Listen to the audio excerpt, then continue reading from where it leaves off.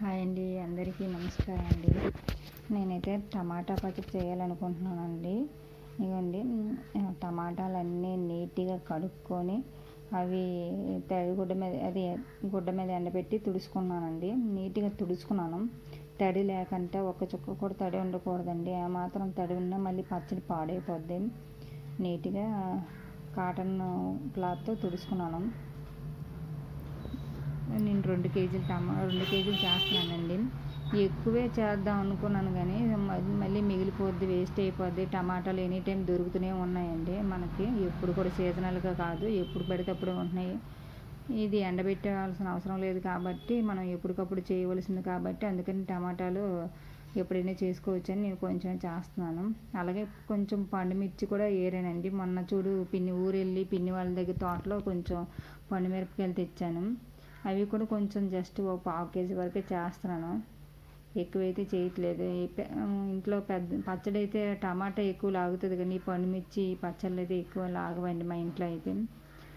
పచ్చడి కోసం ఎల్లుల్లిపాయ రెమ్మలు కూడా ఉంచుకున్నాను, రెడీ పెట్టుకున్నాను. శుభ్రంగా తొక్కలు అవి తీసేసి గుడ్డులా పెట్టి ఒలుచుకున్నాను నీట్గా. దాని తర్వాత చింతపండు కూడా ఉందండి, పిక్క తీసుకున్నాను. పిక్క అంతా తీసేసి ఇవి కూడా తీసుకుని ఉంచుకున్నాను. గ్లాసులు జార్లు ఉన్నాయండి నా దగ్గర, ఆన్లైన్లో బుక్ చేసుకున్నాను. చిన్నవి, నేను పెద్దవి వస్తాయి అనుకుంటే ఇవి చిన్నవి వచ్చేసాయి. సర్లే ఏవో ఒకటి అనుకొని నీట్గా కడిగి క్లీన్ చేసుకొని అవి కూడా ఆరపెట్టుకున్నాను. వాటిలో కూడా తడి ఉండకూడదండి. ఎందులో కూడా తడి, స్పూన్లు కూడా తడి, చెంచాలు కూడా దేనికి వాడకూడదండి. ఒక్క చుక్క తడి కూడా, నీళ్ళు వాటర్ కూడా ఉండకూడదు. ఈ చింతపండు కూడా పిక్క తీసి తుడుములు తీసి అది కూడా సిద్ధం చేసుకున్నాను.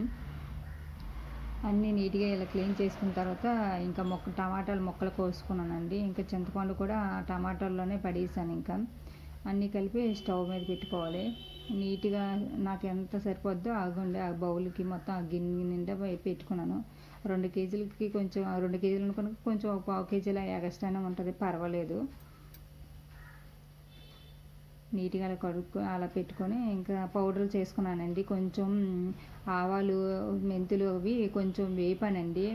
ఎక్కువసేపు కాదు, జస్ట్ మామూలుగానే ఆయిల్ లేకుంటే మామూలుగానే పొడిగానే వేపాలి.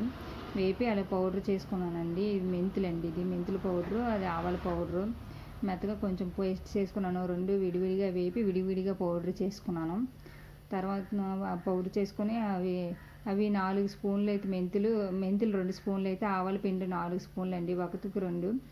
అలాగే తర్వాత కారం ప్యాకెట్, ప్రియా ప్యాకెట్ తీసుకున్నాను. ఇంట్లో కారం పొడి కారం ఉంది కానీ ఎందుకులే ఇంకా కొంచెం కలర్గా ఉంటుంది అనేసి ప్రియా కారం ఒకటి, సాల్ట్, వెల్లుల్లి రెమ్మలు, అవన్నీ కలిపి మళ్ళీ మిక్సీలో మొత్తం అన్నీ కలుపుకొని మళ్ళీ పౌడర్ చేసుకోవాలండి. పౌడర్ చేసుకొని పక్కన పెట్టుకున్నాను. నేను మళ్ళీ పెట్టుకుంటాను, మిక్సీలో వేసుకుంటాను. తర్వాత ఈలోపు పొయ్యి మీద స్టవ్ మీద సిమ్లో పెట్టి అవి మంట మీద ఉడకబెడుతున్నానండి. వాటర్ లేకుండా ఉడకబెట్టాలి. వాటర్ కూడా మొత్తం దాంట్లో ఉన్న వాటర్ అంతా ఇంకిపోవాలి, డ్రై అయిపోవాలి. మొత్తం సిమ్లోనే పెట్టాలి, మాటికి కలదీస్తుండాలండి, లేదంటే అడుగు అంటేస్తుంది, మెత్తగా పేస్ట్ అయిపోద్దండి. కొంచెం నేను పసుపు కూడా వేస్తానండి, కొంచెం ఎక్కువ కాదు, జస్ట్ 1 స్పూన్ కన్నా తక్కువ వేస్తాను. మాటికి కలదీస్తుండాలి. ఇవన్నీ పసుపు కూడాను 1 స్పూన్ వేస్తానండి, ఎక్కువ వేయను. మొత్తం అన్నీ మిక్స్ చేసుకోవాలి, పౌడర్లా చేసుకొని సిద్ధం ఉంచుకోవాలి. ఉడికిపోయిందండి, డ్రైగానే అయిపోయింది, నీళ్ళు లేకుండా ముద్దలా అయిపోయింది.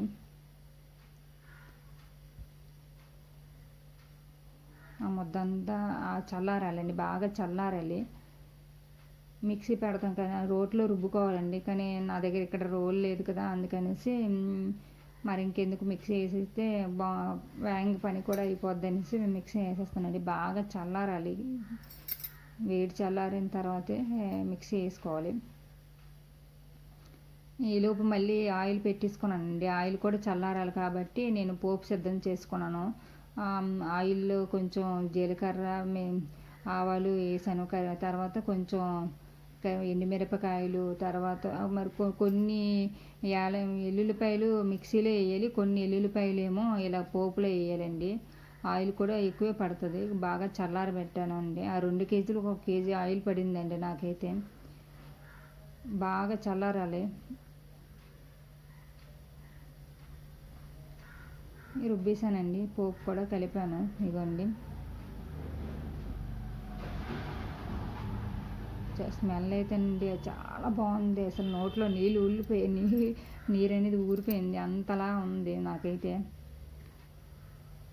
ఎప్పుడు అన్నం వేడివేడి అన్నంలో కలుపుకొని తిందామని అనిపించింది. నిత్యం వచ్చేసరికి అయితే రెడీ చేసి ఉంచాను.